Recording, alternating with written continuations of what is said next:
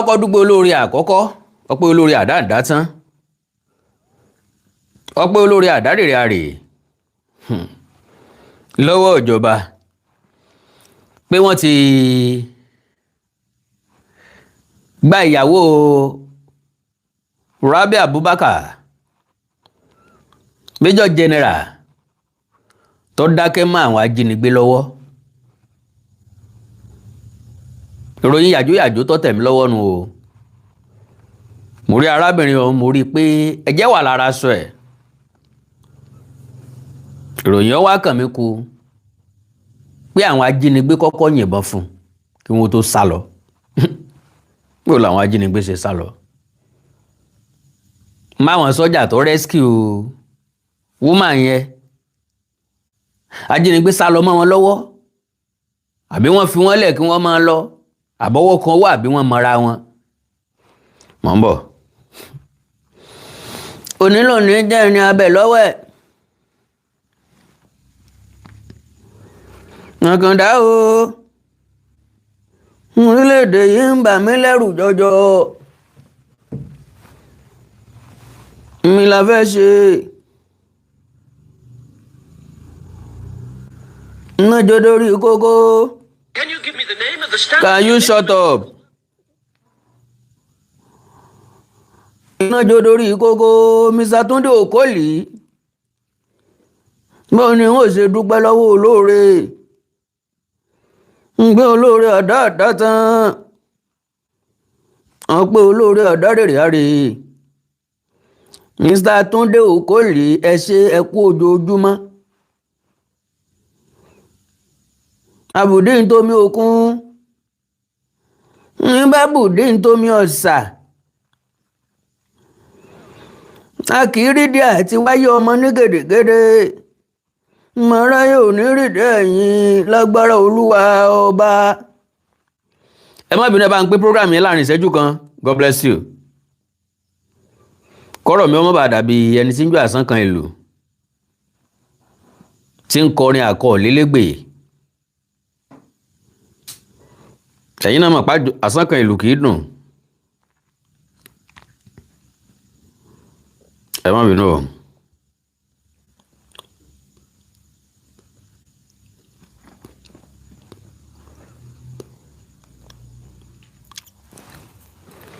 So ìròyìn tó tẹ̀ mí lọ́wọ́ ń yàjóyàjó òun náà ni pé wọ́n ti rescue Madam Rabi Abubakar. Ṣé mọ̀ pé wọ́n ti yọ̀ǹda òkú ẹ̀? Bó wọ́n ṣe yọ̀ǹda òkú ẹ̀?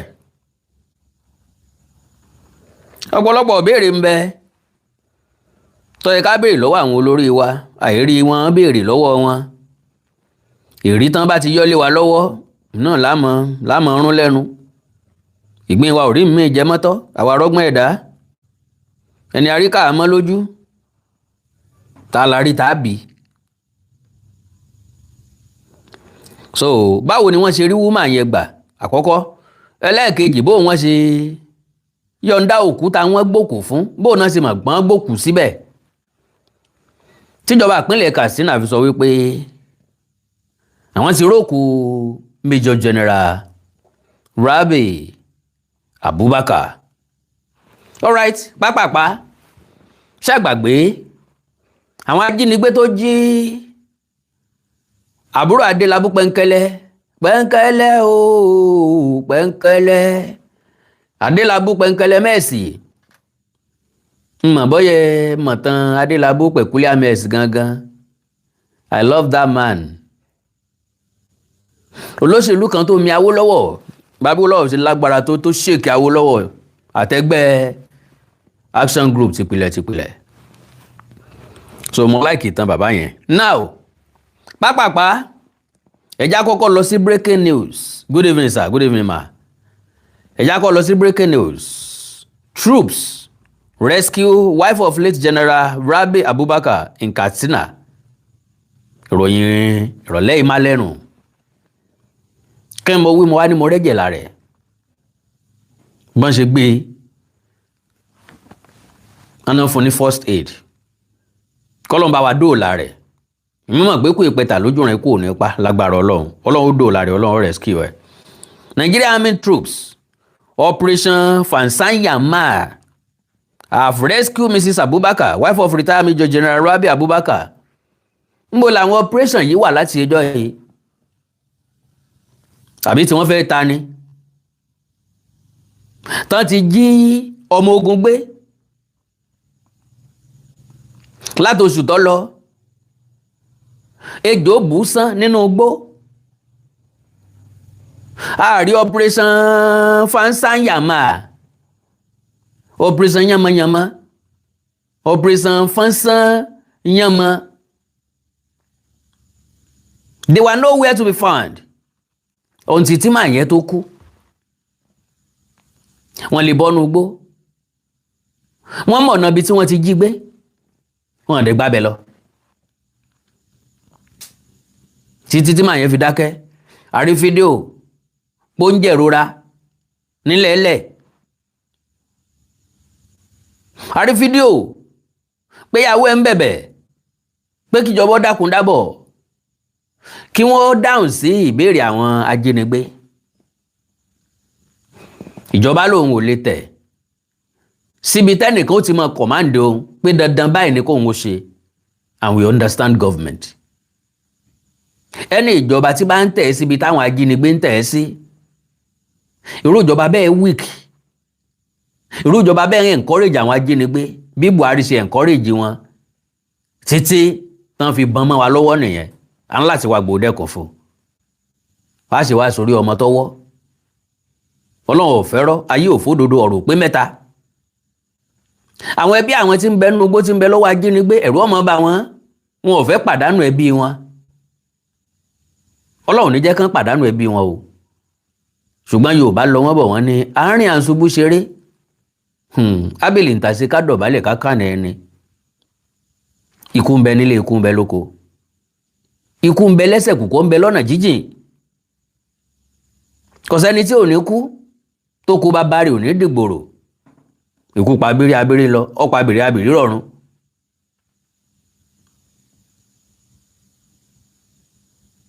Igi dá lóko ọ̀pọ̀ ọmọ alára méje.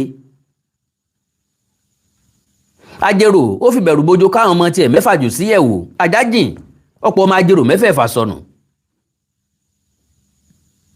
Àṣé kò síbi tí kò kìí tí pa ni. Ẹ ń lásídẹ́ǹtì ó lè kú, ẹ ń jábọ́ lórí ilé ó lè kú, ẹ ń jóná mọ́lé ó lè kú, ẹ ń bọ́ omi ó lè kú. Ntìrá gbá bọ́ọ̀lù tó gbá bọ́ọ̀lù sínú àwọn tó sì ní kó wọ́n sọ masọ́ọ̀tì tó jẹ́ pé ṣe lóhun ń ta ṣúgà. Òkìsì tán máa ń ta sẹ́yìn pọnlá náà lọ́ta tó fọrùn lọ́lẹ̀ ó sì kú bẹ̀ sórí fídì ńbẹ̀. Ayọ̀ dikú fún un. Eléyìí ò sọ wípé ká pàdánù àwọn èèyàn wa. Ọlọ́run ní jẹ́ kẹ́ni tiwa kọ́lọ́run fi wọ́n ṣètùtù. Major General yìí lára ètùtù orílẹ̀-èdè yìí ni. Either directly or indirectly. Àwọn ajínigbé tó gbé àwọn náà ò ní dúró tòsí ibẹ̀ mọ́, ṣùgbọ́n ṣé wọ́n lọ? Wọ́n mọ̀ pé àwọn sọ́jà ń bọ̀, wọ́n yìnbọn fún ìyàwó ẹ̀ kan tó máa lọ. Àwọn èèyàn yẹn ṣe dájú tó bẹ́ẹ̀. So they cannot leave her free pé ókè o ọwọ́ wa náà lọ́kọ rẹ̀ kú sí o. Opó ni. Ẹjá yọ̀ǹda ẹ̀kọ́ máa lọ láyọ̀ àtàláfíà. Irú àwọn èèyàn bẹ́ẹ̀ làwọn sọ́jà tó ń rí tí wọ́n tún dálẹ̀. Kọ́lọ́mọjà ṣòfò lórílẹ̀‐èdè Nàìjíríà.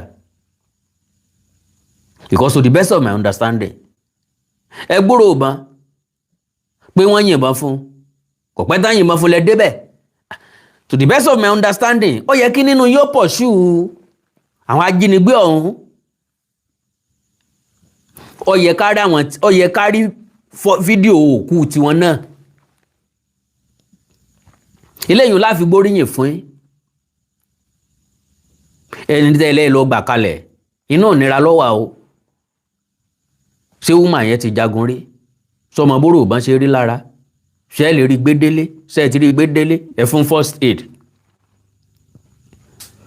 ṣé ẹ ti mọ̀ pé nǹkan ṣẹlẹ̀ lọ́nà lọ́jẹ́ kẹ́ ẹ gbé first aid dání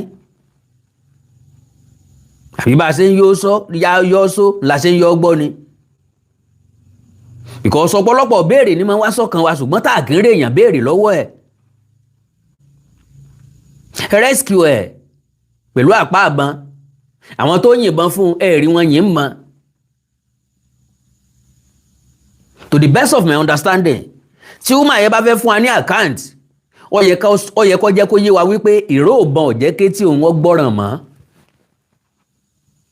níbi táwọn sọ́jà bá ti ń yìnbọn nù gbó because mo trust àwọn èèyàn kan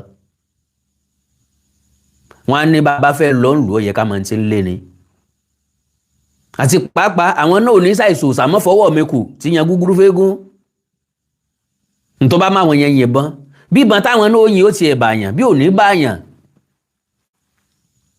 lójú ogun wọ́n máa ń yìnbọn bẹ̀rù lásán táwọn ọ̀tá òfin ní lè sọ pé àwọn fẹ́ yìnbọn moment yẹn because onímọ̀ bọ́yá wọ́n rí ọ ọkàn sáà gbúrò ìbọn ni ìwọ náà lè bẹ́bẹ́ mọ́ bẹ́ẹ̀ ni ìgbà tẹ́ ẹ̀ bá gbúrò ìbọn mọ́ lẹ́yìn náà tó yin tọwọ́ yín so wà very very unfortunate irú orílẹ̀-èdè tá a wà yìí ó wà very very unfortunate irú àwọn olórí tá a ní so wọ́n mọ location ibi tí wọ́n gbé márùn yẹn sí láti ẹjọ́ yìí àbí wọ́n fọ́gbó débẹ̀ ni àbí wọ́n lànà débẹ̀ ni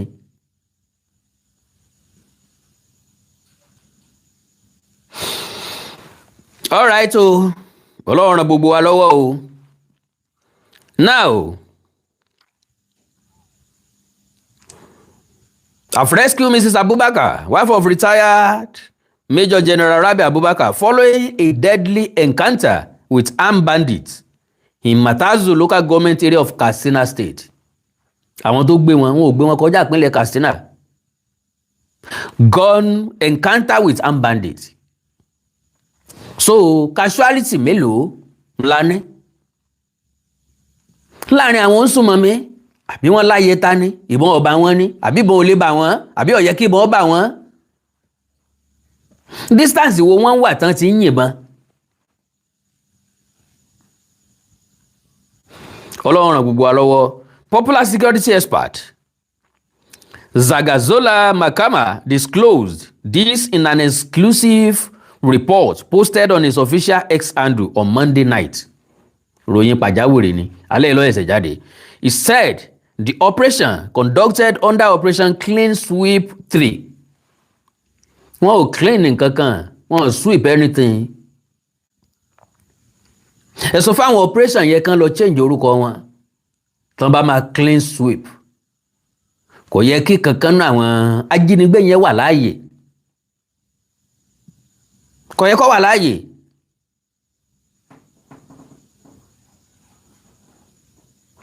Ó yẹ kí wọ́n ti jákùn ẹ̀mí gbogbo wọn. Ìgbà náà ni wọ́n tó di Operation Clean Sweep. Followed intelligence-led offensive launched in Matazu and adjoining communities after the abduction of the retired senior officer's wife. Ṣé ìyàwó ẹnìkan wọ́n gbé àbí wọ́n gbóòn náà? Quoting security sources, Makama said troops made contact with the bandits at Tunga village during the search and rescue operation, forcing the armed group to flee under heavy military pressure. Heavy military pressure. Láàgbọ́kù kankan nù wọn. What kind of military pressure is that? A jẹ́ pé military pressure òfegè ni, kò sí nǹkan kan bẹ́ẹ̀. All right, he said, and I quote, "The bandits shot her and fled. When we made contact at Tunga village, we have rescued Mrs. Abubakar. She is bleeding. We have given her first aid and are moving her for urgent medical attention," a military source said. So, eléyìí tó kù ń bẹ lọ́wọ́ ìjọba orílẹ̀-èdè Nàìjíríà o. Àtẹ̀yìntẹ́ jọ́jọ̀gbọ́n orílẹ̀-èdè yìí ṣe orílẹ̀-èdè. So, eléyìí láàyè ọ̀tọ̀ àwo gédéǹgbé mo ní kí n fún yín bó ṣe wọlé náà ni o kí n jábọ̀ eléyìí fún yín. Eléyìí tó gbé mi wá gangan ní tàwọn ajínigbé tó jẹ́ àbúrò Adébáyọ̀ Adélabú gbé. Kí dẹ̀ ló gbé mi wá? Ó ní rúmọ̀ oríṣiríṣi tó wà lórí ìtàkùn ayélujára. Ìtàkùn ayélujára ló ní kí wọ́n máa guess tàbí kí wọ́n máa tinú mọ́rọ̀. Gbogbo wọn ti sọ wípé ìjínigbé yẹn wà political, wọ́n ti ń tàgẹ̀ mọ́ opponents Adélabú. Bọ́n ṣe ń tàgẹ̀ mọ́ àwọn opponents ẹ̀ tí wọn ò jọ sí same party ni wọ́n ń tàgẹ̀ mọ́ àwọn opponents tán jọ wà ní same party, àwọn tán jọ di primary. Àwọn olóṣèlú yìí lọ́pọ̀lọpọ̀ ọgbà ọ̀rẹ́ ni wọ́n o, ọ̀rẹ́ ni wọ́n o, wọ́n ń pera wọn sí party o. Gbogbo àwọn tọ́jọ́ fẹ́ di APC primary, tọ́jọ́ di APC primary, kíní kan primary káàkiri state, they are all friends. Wọ́n kàn máa ń fi orí tiwa fàgbọ́n ni o, tán bá fẹ́ ṣènáwó àwọn náà wọ́n máa ń pè o, bọ́mọ wọn bá ṣe wedding àwọn wọn máa ń pera wọn o, bọ́n bá fẹ́ sọjọ́ bí àwọn wọn máa ń pera wọn o. Ń di bálọ́ọ̀tì ni wọ́n ti máa ń jẹ́ ọ̀tá. Lẹ́yìn tán bá ti dìbò tán tégbé tirégbé, àwọn náà wọ́n tún máa ń wọlé ara wọn lọ kíra wọn o, ẹgbẹ́ ẹyẹlẹyẹ ń wọ́tọ̀. So majority wọn ò ró débi pé kí wọ́n fìjàmbá sọmọlàkejì wọn. It is never do or die affairs with many of them. But majority àwa tá a wà nígboro tá a wà ń ta là á máa tinú mọ́rọ̀, á máa over calculate. A mọ̀ bọ́lọ́ bá láyé sáyé, a mọ̀ bá láyé rolé ayé wọn bó ṣe yẹ kán ó gbé àti bọ́n ṣe ń gbé. Àkọ́kọ́ ẹ̀já kọ́kọ́ gbọ́ bí iléeṣẹ́ ọlọ́pàá ṣe sọ wípé àwọn mú wọn, ká tó wá gbọ́ wìrìwìrì lẹ́nu àwọn tó lọ jí àwọn èèyàn gbé. Ṣẹ̀wọ̀n páwọn kan pàdánù ẹ̀mí wọn láàrin wọn. Bó ni wọ́n ṣe pákéjì ara wọn, bó wọ́n ṣe bẹ̀rẹ̀. Ọjọ́ wo gangan ni wọ́n strike, ọjọ́ wo wọ́n ti ń pèlò rẹ̀, wọ́n ti ń prepare tipẹ́tipẹ́, wọ́n ti ń sọ movement àwọn ọmọ yẹn tipẹ́tipẹ́, wọ́n mọ ilé ìwé wọn, wọ́n mọ inú ilé ibi tí wọ́n ń gbé, wọ́n mọ iye àwọn èèyàn tí ń gbé bẹ̀, wọ́n mọ bí girama wọn ṣe ń rìn, gbogbo ẹ̀ ni wọ́n ti mọ́nítọ̀ sẹ́yìn kó tó di pé wọ́n lọ. Kò mọ̀ lọ́wọ́ òṣèlú kankan nù o, àti jẹ́ àti mú ọ̀kánjúà ojú kòkòrò ló gbé wọn débẹ̀. Agbèrò gbogbo ibi agbèrò gbogbo wọn ti mọ́ra wọn. So táwọn èèyàn bá ń sọ wípé ọ̀pọ̀ nínú àwọn agbèrò ọ̀daràn ni wọ́n, kò ní sí rọ́ńbẹ̀, jàǹdùkú ni wọ́n, kò ní sí rọ́ńbẹ̀. Sọjá ọkọ̀ gbọ́rọ̀ lẹ́nu abẹnugan iléeṣẹ́ ọlọ́pàá àbí agbẹnusọ iléeṣẹ́ ọlọ́pàá the same thing náà ni. Tìpínlẹ̀ Ọ̀yọ́ ọba oníròyìn sọ̀rọ̀ yàgbọ́n tó sọ. Good morning, sir. Good morning, listener. All right, so we've seen the video. We're grateful that the rescue happened. That none of the victims was hurt. We understand 2 persons were neutralized among the kidnappers. So maybe give us a clear picture of what we saw. You know, so many things have happened. People have doubted their state. People have said all kinds of things. But it's an opportunity for the police to give their own report as to what we saw, what we all witnessed on video. I'm sure it was published by the police itself. So tell us how this happened. And where did this happen? No, thank you. So, the incident happened. The woman was kidnapped on the 3rd alongside her 2 sons while she was dropping them in school. And ever since then, on the directive of the Inspector General of Police, IGP Olatunji won this. Now, can you imagine? On the directive of the IGP, does it mean pé tí Inspector General of Police ò bá direct wọn ò ní gbégbésẹ̀? Sọ yẹ kí iléeṣẹ́ ọlọ́pàá ìpínlẹ̀ Ọ̀yọ́ ẹ̀sẹ̀ mọ́ dúró de direction IGP kí wọ́n tó gbégbésẹ̀ lórí ìṣẹ̀lẹ̀ tó ṣẹlẹ̀ nípínlẹ̀ Ọ̀yọ́. So, PSC Daga, NPM, the Commissioner of Police immediately coordinated a rescue operation together in conjunction with the operative or the Force Intelligence Department, IRT operatives. And since then, we've been on the trail of the perpetrator. One of the perpetrators by name, popularly called Oloro, has been on the command watch list. The operatives continue to trail him until his eventual arrest on Thursday. After his arrest, ọ̀daràn paraku nìkan nù wọn, ó ti lẹ̀ wọ́n ti tẹ̀ wọ́n dé. And interrogation, he continued to cooperate with the operatives, which led to arrest of another of his conspirator. called Dari, popularly called Solution here in Ibadan. The three of them operated and they explained how the operation was carried out. So they began the operations around May of this month when Dari Solution, popularly called Solution, approached a personal assistant to the family, to one of the known person in the family, and all of them conspired to kidnap the mother of the victim. And this, upon several analysis of the digital footprints, we were able to discover that they had their lifestyle, their routines fulfilled, and they had details of their activities. Initial plan was to kidnap the mother. However, they realized that it was the driver that usually take them to school, and they changed their plan to go for the kids. Unfortunately for them, or luckily for them, that day it was the mother that dropped them in school, and they swung into action, adopted them, and took them to then an unknown location. So the operative continued intelligence-led operation, leaving no stone unturned in ensuring that they were rescued on earth, because that was the mandate and the directive of the Inspector General of Police. And we've been on that until on the 6th at 7:30 when their hideout was stormed at Ayegun here in Ibadan.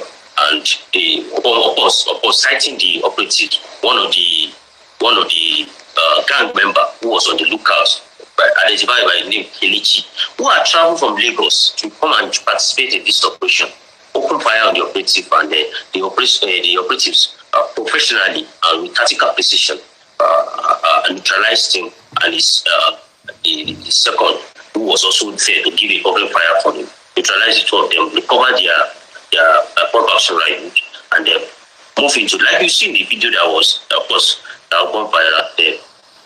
They were able to rescue the mother and the two sons, and they arrested one of the accomplices in the operation. You know, this points to a trend we have seen in kidnapping such as this, where someone close to the victims or the victim is usually fingered as part of the gang or those who conspired to kidnap. So you're saying that someone close to the family was a part of this? Of course, someone close to the family who happened to be a personal assistant by name Shegun was one of those who were picked. He was the one that was approached by Dari to let them give them an inside information of how the family lives, their lifestyle, their routine, and all of that. So now, àwọn tí wọ́n jí àbúrò Adélabú gbé, wọ́n ní ọ̀rẹ́ nínú ilé ń bẹ̀ tí wọ́n ti jọ ń dùnádùrà ti pẹ́, tí wọ́n ti jọ ń wá bí wọ́n ó ṣe wọnú ilé ọ̀hún, àbọ̀nà tí wọ́n fi ìyá àwọn ọmọ yẹn gangan wọ́n fẹ́ gbé. Ṣé gbàgbé pa ló ṣiṣẹ́ ní báńkì àpapọ̀ rí, ó tún ṣiṣẹ́ níbì kan náà rí, ó ti wá rìtáyà at the age of 42 or 43. Now òun gangan wọ́n fẹ́ gbé. Bóyá wọ́n rò pé dífíkọ́tì náà fi wá switch sórí àwọn ọmọ ẹ̀, èèmù wọn ni pé dẹ́rẹ́bà ni yóò gbé wọn lọ sùkúù, wọn mọ̀ pé ìyá wọn gangan ni ó gbé wọn lọ níjọ́ tí wọ́n dàbò wọn lọ́nà. Ẹ já rìn nínú ọ̀rọ̀ tó pọ̀, tàbí ká rìn nínú ọ̀rọ̀ tí ó pọ̀, tàbí ká gé pépèpé bó tiẹ̀ jẹ́ pé àkà bí ọ̀rọ̀ ń ṣe jẹ́ gan-an. Ìpínlẹ̀ tó tẹ̀mí lọ́wọ́ rèé, kidnap suspects open up how we planned kidnap of Adelabu's sister, twin sons. Before his arrest by the operatives of the Force Intelligence Department Intelligence Response Team, FID, IRT, and other tactical teams in Oyo State Police Command, Ṣẹ́gun Balógun, aka Aláwàyè. Ṣẹ́gun Balógun personal assistant wọ́n nu léhùn.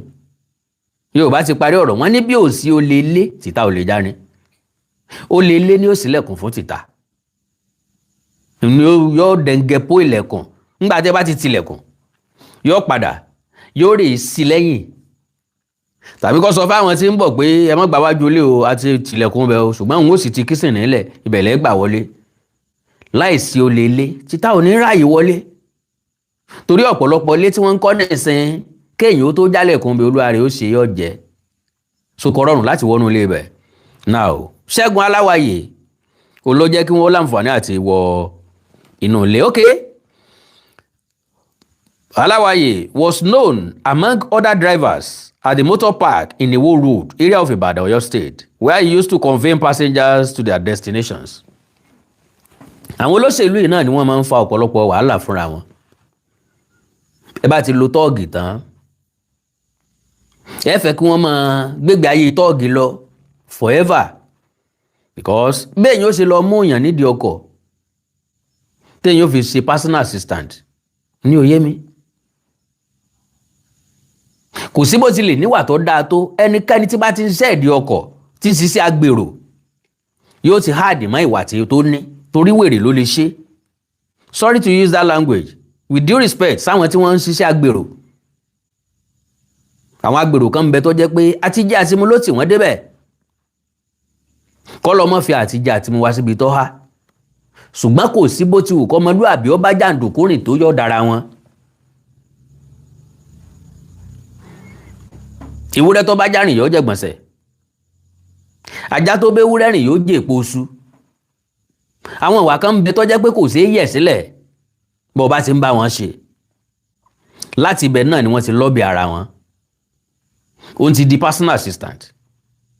Àwọn tí wọ́n jọ mọ rángáréèjì ni wọ́n ronú kan bí wọ́n ṣe fẹ́ jí ẹni yẹn gbé gbowó gidi ó ṣe jáde sí wọn. Wọ́n á kàn sóhun. Ẹ jẹ́ ń farabalẹ̀ sí láwẹ́láwẹ́ because ó yẹ kó wà on record. Kẹ́yìn gan ṣe mọ kẹ́ ẹ mọ bẹ́ẹ̀ ṣe paramọ́ fáwọn èèyàn tó yí ń ká ní tó gbé mi wá nù. Ọ̀pọ̀lọpọ̀ ẹni tó look gentle nínú ilé, tó look innocent nínú ilé, iná ni wọ́n mọ̀ rárá.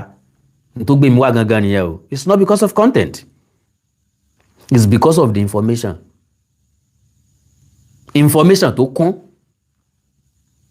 pẹ̀lú ìjẹ́wọ́ ẹ̀ṣẹ̀. So now, unknown to many, he decided to choose another route to make money. Kò wà political rárá. Ntó gbé mi lára, ntó gbé mi wá náà nìyẹn. He applied his driving skill to convey members of a kidnap gang he joined to their operations and taking the victims to the safe house, prepare for them. This he did very well until the gang's corp became full. Aláwàyè is among the suspects arrested for their alleged involvement in the kidnap of the former Minister of Power, Chief Adebayo Adelabu's sister, Mrs. Olaide Busayo Adegoke, and twin sons.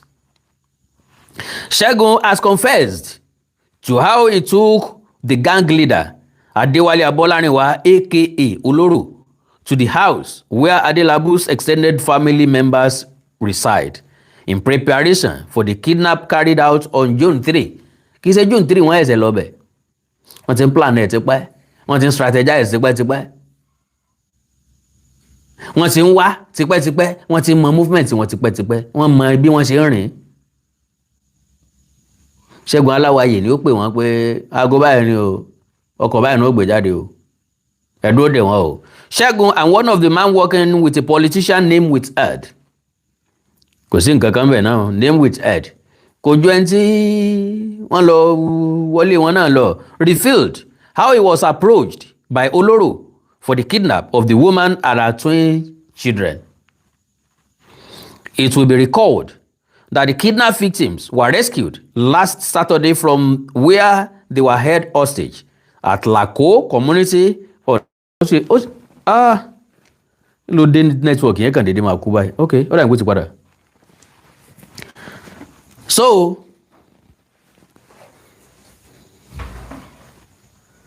at Lako community on Ayegun Olomi Road, Ibadan. Oh, my bad. Okay. Ayegun Olomi Road, Ibadan, by police operatives following the directive of the Inspector General of Police, IGP Olatunji Rilwan Disu, gẹ́gẹ́ bí ọ̀gá ọlọ́pàá ẹ̀kan ṣe sọ. Tẹ́ bá ń ṣe program yẹn torí àwọn tó jáde. Also arrested were the gang leader Adewale Abolarinwa aka Oloro and Dare Oyedele aka Solution. Solution yẹn ti di problem báyìí.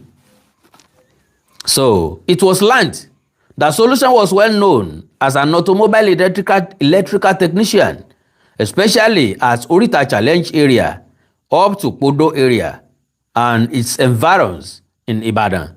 He was also said to have a business where he accommodated other automobile technicians' workshops.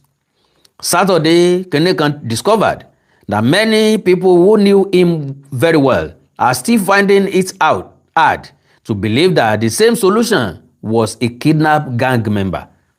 Because ó máa look innocent, á look gentle. Àwa kan dẹ̀ wà tá máa ń trust èèyàn tá bá ti rójú wọn tó gentle. Ń bẹ̀rẹ̀ àwọn tó lù mí jìbìtì 2 million naira tán láwọn talẹ̀ fún mi. Ìkan pásítọ̀ Gbénga ìkejì rẹ̀ lẹ́yìn tá a mọ̀ tí a ti mọ̀ bí ẹni mo more than 10 years. Wọ́n sì lù mí jìbìtì tán gba 2 million naira lọ́wọ́ mi ṣùgbọ́n tọ̀dọ̀ mi bíi tàwọn Adédùbú ni ó ṣe rí o bí wọ́n ṣe rí àwọn yẹn gbà padà lèmi náà rí owó mi gbà padà ẹ̀ńgbàdì òtòṣì talárò ìka ló gbé ẹni tí ìwà rẹ̀fà mẹ́fà ń gbé olóòní rìn bó ṣe kí wọ́n rú ọ lérí ẹ̀ ń pẹ́ ò tí ìdákẹ́ Ọlọ́run gbàgbọ́ ya etí ẹ̀ ó dì ìyẹn sátẹ̀ náà. So ó máa look innocent bí èèyàn bá rí èèyàn ò pé ilé ò lè ṣiṣẹ́ láàbí bẹ́ẹ̀. According to police sources, the plan to kidnap the twins started on May 5. So wọ́n wá a month interval. After a month, wọ́n ti ń plan ẹ̀, wọ́n execute the operation wọn. Started on May 5, the mountain surveillance on the compound where the twins live and on the conveyance of the children to and from school.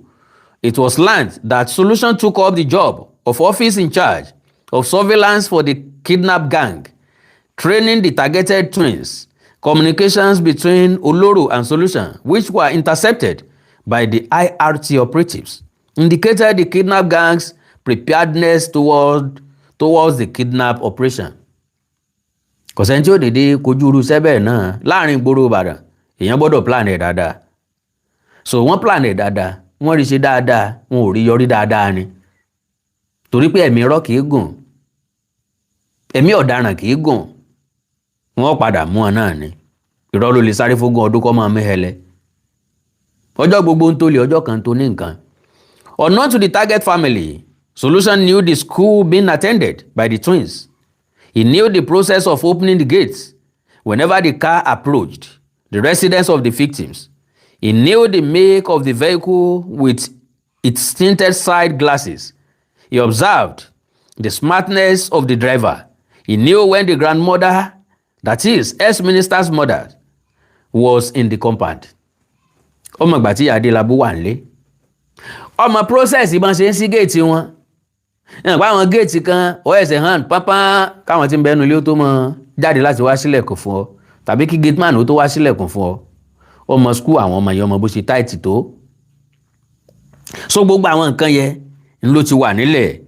Then, in one of the intercepted messages, Solution was describing the school being attended by the children of posh, equipped with air conditions and very expensive. Ó ti mọ ilé ìwé tán lọ. Àwọn tó mọ wọn bẹ́ẹ̀ pé àwọn olówó lọ́wọ́ àmì o. Bẹ́ẹ̀ yẹn bá irọ́ ọmọ kan gbé èèyàn ti buwó jẹ o. Èèyàn ti sú sówó gidi o. Bàbá àgbàlagbà. Operation tá a fẹ́ ṣe yẹn warning town ni o. Warning town ni Minister of Power ó máa gbéṣu jáde Ọlọ́run ẹni tó tún fẹ́ lọ fún gọ́fúnà. Bàbá máa buṣú ń bẹ̀ yẹ. Àṣà gbọ́dọ̀ get me everybody gbọ́dọ̀ execute iṣẹ́ dáadáa kò yé. Olóró má fọ́ ń bù o. Aláwàyè má mẹ́lẹ̀ ń bẹ̀ pẹ̀pín kò yé ẹ. Wò sáfọ aláwọn information tó yẹ kó fún wa. Fèlè tó kù lẹ̀ fún wa. Àbí kí ló sọ Aláwàyè kò sí wàhálà kò sí wàhálà. Ẹ ṣáà make sure pé gbogbo nǹkan tá a bá gbà ń bẹ̀ á pín dáadáa o. Ẹ̀wọ̀n pé iṣẹ́ tí èèyàn ṣe ń bàbí iṣẹ́ ẹrú náà ni o. Nígbà tí èèyàn kan iṣẹ́ ẹrú ni o kò ṣe pọ́n fún èèyàn ní nǹkan kan dàbí alára o lẹ́yìn sálárì kò sí nǹkan kan mọ́ o. Aṣọ ọdún ń bẹ̀ yẹn adìẹ lásán wọn ò lè fún mi. Ẹran lásán wọn ò lè sọ pé kémi náà lọ pa fún fámìlì mi. Irú iṣẹ́ òṣìwò la wá ń ṣe yẹn. Bọ̀ tí èèyàn bá ti gbàgbẹ́ mi lẹ́ẹ̀kan báyìí màá kàn bá wọn iṣẹ́ bí oṣù bíi méjì kan olùwàrí ó dàn fi ṣe wọn lẹ̀. Ní tí èèyàn bá gbà ń bẹ̀ yà jẹ́mánú ni kéèyàn lọ máa lo ilé yẹn ná. Gẹ́ẹ̀tì ẹ̀ wọ́n ní ọ̀gá ẹ̀tì ẹ̀ jàre wọ́n ń gbà tó ń tọ́jú ẹ̀ dáadáa gbogbo ẹ̀tọ́ ẹ̀ làwọn máa bẹ ìgbà lọ́wọ́ wọn. Ẹ má sọ pé mi náà wà láàrin wọn o yà Awikonko ọwà ń bẹ. So now wọ́n ti mọ báwo ni wọ́n ṣe ṣí géètì wọn, how long ni mo ń take wọn. Do you know ọ̀pọ̀lọpọ̀ èèyàn ló jẹ́ pẹ́nu géètì wọn ti gbé wọn. ọ̀pọ̀lọpọ̀ ló jẹ́ pé bá ń ṣe ń drive wọlé náà làwọn tí ó ju wọn gbé náà ń wọnú ilé pẹ̀lú wọn. géètì wọn ti ń ṣílẹ̀kùn yọ̀yanu kalẹ̀ ní bí wọn ò bá tiẹ̀ fìbọn dá lóhùn. wọ́n gbé tí wọ́n gbé gbogbo géètì ọ̀wà ń ṣiṣẹ́ gbàyàwó wọn lọ. So àtẹ̀mí àtẹ̀yìn gbọ́dọ̀ mọ́ wà very very alert every time. Ọlọ́run ní jẹ́ kó jẹ́ pin wa o lágbára Ọlọ́run. Àwọn tí wọ́n jí gbé wọ́n ó rí ìdásílẹ̀ ayọ̀ lágbára Ọlọ́run. Further information gathered about Solution revealed that he owned 2 buildings within the Ayegun community and was the one who helped to get the caretaker from whom the gang rented the house turned into kidnappers then. Now, ẹni tán pè ní Solution yìí tí ìbá ṣe pé jẹ́ ń jalè díẹ̀ sí lọ́wọ́ fi bolè wọ́n ló nílé méjì. That means ọ̀nà tí jẹ́rí ọ̀há ṣùgbọ́n ojú kòkòrò ká máa wo ọlá ọlọ́lá ká máa fojú calculate ibi tó yẹ ká dé tó yẹ ká ti achieve láì fojú calculate wọn bá tá a ti achieve ká dúpẹ́ lọ́wọ́ Ọlọ́run ká wá àwọn tí ò tí ì tó ni eléyìí ò sí fún wọn. So ó ti rí jẹ ó ti rí mu òun ló bá ń wá kí àtẹkà tán gbalé lọ́wọ́ ẹ̀. ẹyọ kan tó wá dùn mí tó sì bí mi nú ń bẹ̀ ni pé bóò níjọba ìpínlẹ̀ Ọ̀yọ́ sí máa dédé wọlé yẹn. ẹ tí ìbá pàdé nínú ìwádìí páwọn tó jí wọn gbé lọ nílé tàbí ńlọ́kọ́lé kí àtẹkà lè gbélé fẹ́ anybody. kò sẹ́ni tí yóò fẹ́ gbalé lọ́wọ́ èèyàn tí ó sọ wípé ajínigbé lè mi o kẹ́ tó fún mi ńlé o máa ń jiyàn gbé ni o. Business táwa ń ṣe nìyà máa ń jalè ká lọ láàárọ̀ tàbí àwa ò kì í ṣiṣẹ́ àárọ̀ àdẹ́ ń ṣe tọ̀sán ṣùgbọ́n bí ilẹ̀ bá ti ṣú báyìí àlọ́gó ló ń kígbe náà ń pa wá o. a máa gbà lọ́wọ́ mẹ́rin o balẹ̀ jò ń tó lọ iṣẹ́ táwa ń ṣe nìyẹn. tẹ́ bá fẹ́ fún wa nílé kẹ́ fún wa nílé ẹ̀ bá dẹ̀ fún wa nílé ẹ pẹ̀pìn ẹ gbè sẹ́yìn kò sí wàhálà náà o òun ṣagídì. So ṣé ẹ̀yin náà dẹ̀ wá fún rẹ níbẹ̀ nílé kò sẹ́ni tí ó fẹ́ gbalé tí ó sọ pọ̀ dáràn lóhun everybody máa present ààrẹ dáadáa ni kí lọ́kàn kí á ti kà so ní ọba àwọn gbélé ni tí kí á ti kà nípa ẹ fẹ́ gbalé iye báyìí lẹ́san o òfin tó wà fún lérè o iye tẹ́san lówó náà lélẹ̀ o ọ̀tán báwo ni gọ́ọ̀mẹ̀ntì ṣe máa sáré lọ bí ilé yẹn lulẹ̀ tí gọ́ọ̀mẹ̀ntì bá ti bí ilé lulẹ̀ báwọn ẹ tún sọ pé ẹ fẹ́ gbalẹ̀ ẹbẹ̀ ẹ kí ló wá kẹ́ni tó nílé. So àwọn àṣejù máa ń wà lọ́wọ́ àwọn ìjọba wa lọ́pọ̀lọpọ̀ ọgbà àṣejásán wá àwọn nǹkan tí ò wọ́ tiẹ̀ kò yẹ kó rí bẹ́ẹ̀. a lè sọ pé torí pé náà wà lórí ká górí sọnù a lè sọ pé ojú ń wa mi ká wá kígi bojú orí fẹ́ kọ́ orí bíbẹ́ kọ́ lóògùn náà orí borí bá ń fọ́ nínú ìsìn ìkójú ọmọ dá mi sùúrùsù káwá pé solution náà ni pé kẹ́ gbé orí yẹn kúrò lọ́rùn ìgbà yẹn lé orí fífọ́ yẹn tó máa lọ ẹjá máa ní sùúrù náà náà ó ìfọ́lájì ọ̀lẹ́lẹ́ ìṣe agbára lórin n tá a fi lè wọlé yẹn ni pé tí wádìí bá sọ pé kan nínú àwọn ajínigbé ìlú nílé yẹn ìgbà yẹn ló tó wọ̀ tí wíwó sọ àwọn ẹlòmíì tí wọ́n jí èèyàn wọn gbé ńkọ́ tó jẹ́ pé àwọn tó jí wọn gbé ò nílé kí lẹ̀ san tá a san fáwọn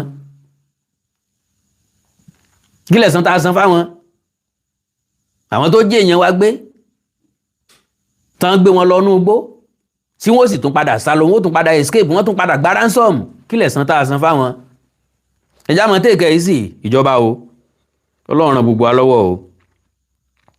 So whom gang rented the house turned into a kidnapper den. It was also discovered that his younger brother was living in the same area but had fled since the lead of the gang's atrocities has blown open. During a search, a pump-action gun was reported to have been found in Solution's house, totaling 3 guns recovered from the gang. Before the rescue of the victims and the arrest of the suspects, information added that the repeated kidnapping within Ibadan had raised suspicion about Oloro's likely involvement, prompting a kickstart of intelligence-led gathering of information about him, especially when he allegedly jumped bail after his release from prison for a previous kidnap offence. Ọ̀gbẹ́ni ó ti wà into kidnapping tipẹ́, ó ti ń jiyàn gbé tipẹ́, ó ti lọ sẹ́wọ̀n torí ẹ̀ rí. Okay, wọ́n gba béèlì ẹ̀, ó jump bail. Ìyẹn làwọn ọlọ́pàá fi ń wá káàkiri, ẹ mọ̀ wá wo bó tún ṣe link padà. For previous kidnap offence, since Alawaye was known to be Oloro's friend, operatives of the monitoring unit reportedly met and asked him of Oloro's whereabouts, to which he responded that he had been calling him but had not been able to reach him. However, the operatives' eagle eye saw that he was making attempts to delete some information from his phone, which made them snatch it from him to have a look at what he was trying to do. Ọ̀gbẹ́ni ń gbìyànjú láti sáré delete àwọn nǹkan kan, wọ́n já fóònù gbà lọ́wọ́ ẹ̀. Kí ló fẹ́ delete? To their surprise, they reportedly stumbled on a message involving the purchase of a gun by Oloro, who told Alawaye that the gun seller had refused to give him the weapon after taking his money. Wọ́n fẹ́ ràbọn. Nǹkan fẹ́ ràbọn fún wọn ti send owó fún un. Wọ́n ti send owó sí i. Kò gbé bàn kalẹ̀. Ó wá send message sí pé ẹ̀hún tá a fẹ́ rà ò pa lọ́wọ́ ẹ̀ o. Lórí burúkú tá a fẹ́ rà rèké lọ́wọ́ ẹ̀. Mi ti send owó sí o. Kò gbọ́ pa kalẹ̀ o. Ìyẹn ni message tí ń bẹ lórí fóònù wọn. With that, the operatives detained the suspect for investigation, unknown to them that he was part of the kidnapping that occurred a day before he was picked. His involvement was revealed 2 days later. Because a mọ̀ wò wípé àwọn ọlọ́pàá máa wà intelligent o, báwo náà ṣe mọ location wọn. Meanwhile, wọ́n ti arrest ọ̀gbẹ́ni, wọn mọ̀ pé wà nú àwọn kidnapper. Àwọn arrest ẹ̀ pọ́ jump bail. Wọ́n arrest ẹ̀ mọ́ wà ọ̀daràn tó ti wà lọ́wọ́ ẹ̀. Wọ́n mọ̀ pé léyìí gangan tó jẹ́ major wà gangan pé òun náà wà involved. So, Oloro asked me if Adebayo Adelabu still had a mother. Yeah, Segun Alawaye kọ́hún. And I said yes. He asked me again about where she was living, and I told him. Can you imagine that? In an interview with Sunday Tribune, inside the cell, Segun, age 47, an indigene of Ibadan, opened up on his membership of the kidnapping gang. He said, and I quote, "I'm a driver who transport passengers from Iwo Road Motor Park at World Oil Axis." Àwọn tó wà lórí bíríìjì òní, mbẹ̀lẹ́ ti wọ mọ́tò Sagam, mbẹ̀lẹ́ ti wọ mọ́tò Jewo, mbẹ̀lẹ́ ti wọ mọ́tò Ajah, nǹkan lọ bẹ́ẹ̀. I didn't start the operation with the gang from the onset. I have known Oloro for more than 10 years in our transport union. At a point, he committed some crimes and was arrested and remanded. Later, we heard that he was in Lagos. Mo ti rí ọ̀rẹ́ mi ti pẹ́. Rírí tí ń wò rí towó mo rí ló ti ẹlòmíì ṣiṣẹ́ sí ọ̀daràn. Ló ti wọ́n sínú wàhálà, ló ti wọ́n sínú ìjínigbé. Ọ̀rẹ́ báwo ló ṣe ń dàn? Ó kàn ń dán yàtọ̀ ni o. Ọkọ̀ ilé tó tún gbé wá ilé o. No. Ọ̀rẹ́ mi ò ti bu táǹbì kan. Ọ̀rẹ́ mi ò ti rí ibù. Fọ̀nà wà náà o. Má fún alẹ́ jajẹ kó abọ́n ṣe ń pẹja. Bó ṣe wá ń jọ yẹn náà nìyẹn o, tó gbé mi mọ́ra. Ní ká lọ mutí, àmutí tán, òrẹja fún wa, ògo sí nǹkan tá a fẹ́ jẹ tó fún wa. Bí wọn náà ṣe ń bìsàbìsà yí ọ̀rẹ́ mi, jẹ́ ká náà bìsà náà o. Já kò sí wàhálà mọ́ wọ̀rí tí bá ti padà wá Ìbàdàn, àwọn àmà sọ́n pa ẹ̀. I have known Oloro for more than 10 years. In our transport unit, at a point, he committed some crimes and was arrested and remanded. Later, we heard that he was in Lagos. Along the line, he returned to Ibadan. One day, I saw him at Iwo Road Motor Park. It was in 2025. He gave me his phone number and some money. We used to chat. Owó ni, gbòǹgbò ẹsẹ̀. Meanwhile, gbogbo ẹni tó bá iṣẹ́ náà ni ó lówó. Àwa lè lówó bákan náà. Ntọ́jà jù láyé ẹ̀dá káti jẹ àti mọ́ mọ̀ nira. Kó rí bùkátà lè rẹ̀ gbọ́. Níwọ̀nba, a lè rí gbọ́ tán, bùkátà ò lè tán. bó o bímọ méjì ò lè tọ́ wọn tán, bó o bí kan ṣoṣo ò lè tọ́ wọn tán, bó o bí mẹ́ta ò lè tọ́ wọn tán. ṣùgbọ́n ká máa rí ṣe, ká máa rí jẹ, ká máa rí mu, oore tó tó láyé ò sí. I don't want to become a billionaire. Yóò fún mi wàhálà tó pọ̀. Débi tí wọ́n dream pé mo fẹ́ di trillionaire nínú gbogbo nǹkan tó táìtì, tí gbogbo nǹkan lè kankan bí ojú ẹja yìí. Lè yóò ti di billionaire di trillionaire. Àwọn tí ó dá ti dá. Àwọn kọ̀ọ̀kan mí iná ó tún dá. Kì í sàlá ti ru wá lé lá. Kó o tó sọ pé ó ṣe nǹkan kọ́kọ́ wo sí apá ẹ̀, èèlò ló ń pa wọlé ń bẹ̀. Àpásọ̀ ti jẹ lọ lára ẹlòmíì. Wọ́n nínú ilé tó wà ní òsálùbáríkà ń bẹ̀, kò sílé kankan tó yàtọ̀ sílé kankan brọ́dà mi, kò sílé kankan tó yàtọ̀ sílé kankan sísítà mi. Èló ló ń pa wọ bẹ̀ kó tó pàgbà náà wọnú owó ẹ̀. Èló ló ń pa wọ bẹ̀, èló ló ná ń bẹ̀, èló ló fi ń gbọ́ bùkátà. Ṣé bùkátà tó ń gbọ́ sí ọ̀gá ju apá in tó mú wọlé lọ?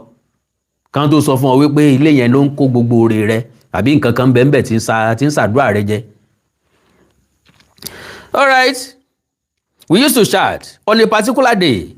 The transport union chairman and I were discussing Oloro, wondering what he was doing as a job. So think about it. Before then, a police officer who had been looking for Oloro, ọlọ́pàá ti ń wá.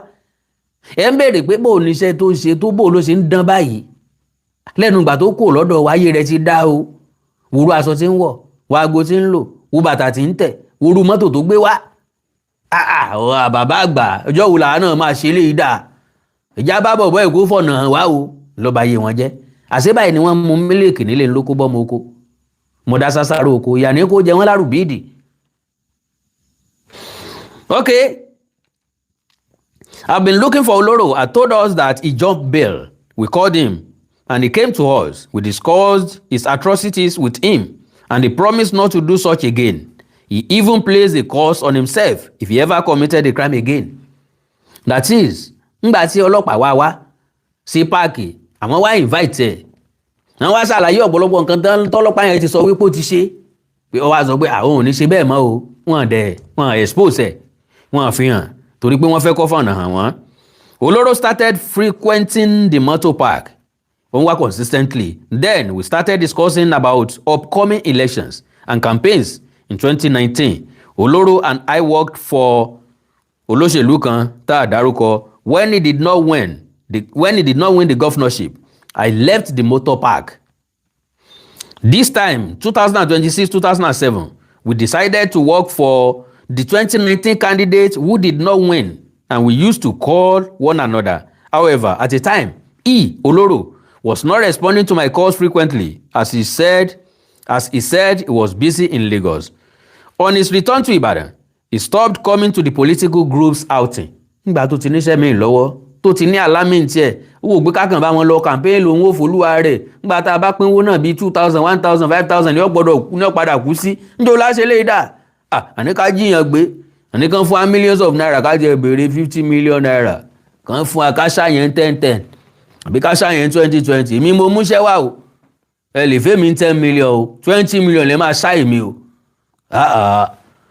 Báwo mo tún ṣe fẹ́ mú mi wá tẹ̀ bá ṣá mi incorrect, ẹ fún mi 20 bay 20 páálí bí o bá ti pa àádọ́ta ká má gbà o. Ìṣú ń bẹ lọ́wọ́ àwọn bọ̀bọ̀ yìí mẹ́.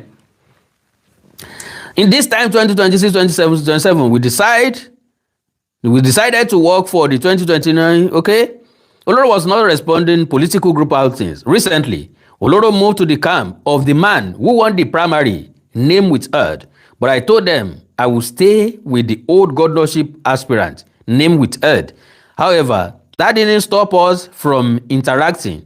One day in May, while we sat together, Oloro asked me if Adebayo Adelabu still had a mother.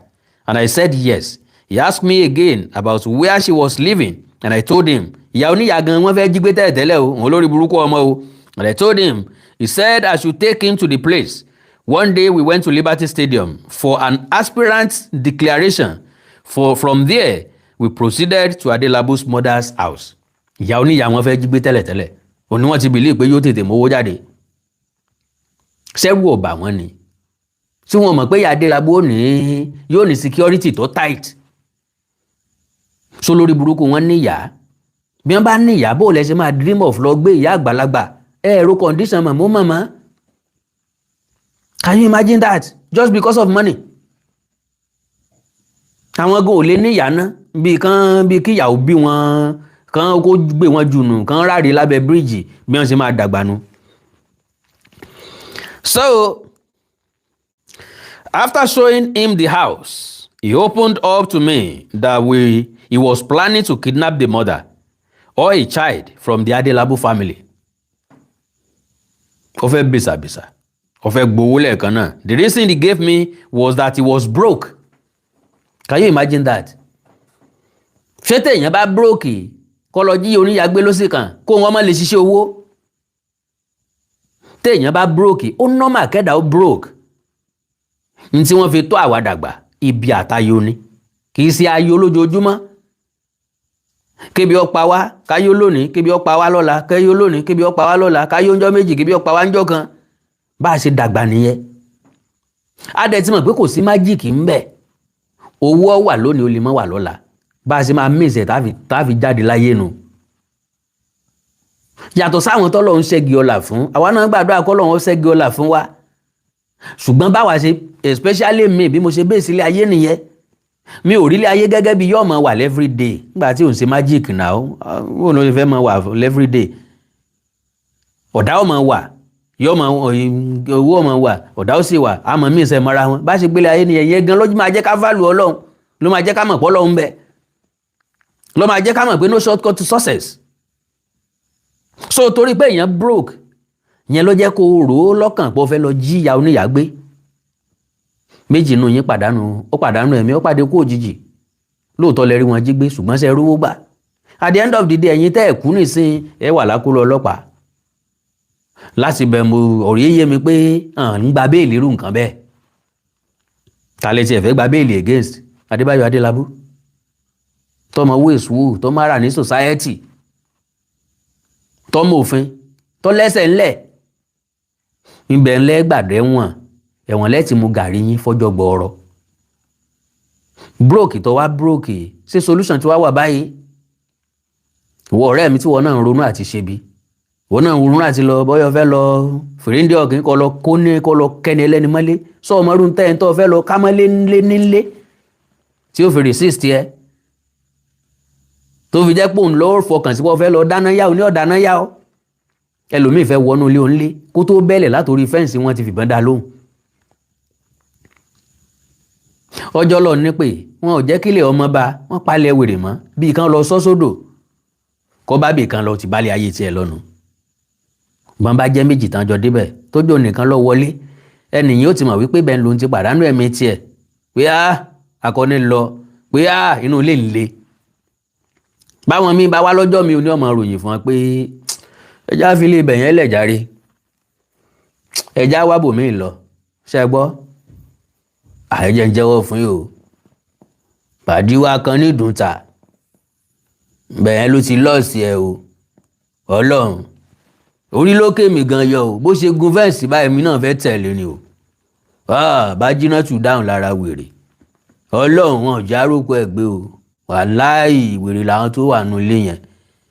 Kílẹ̀ o tó mọ Ọlọ́run wọn ti ẹ̀ pariwo anybody ò ti ẹ̀ gbọ́ nǹkan kan. Ọlọ́run ṣé wọ́n á jẹ́ ká lọ síbẹ̀ o, security bẹ̀ yẹn táìtì gan olórí burúkú lẹ́ni tó ní ilé yẹn o kò gbàgbó. Ọ̀pọ̀lọpọ̀ èèyàn ló ti pàdánù ẹ̀mí wọn bẹ́ẹ̀. Tára lé wọn rò pé wọ́n jí wọn gbé, wọn à ní mọ̀ pọ́ ọmọ wọn lọ sóko olè, o ti bọ́ lé pàdé. Ṣùgbọ́n tó plan ìwà búburú ro negative side of it.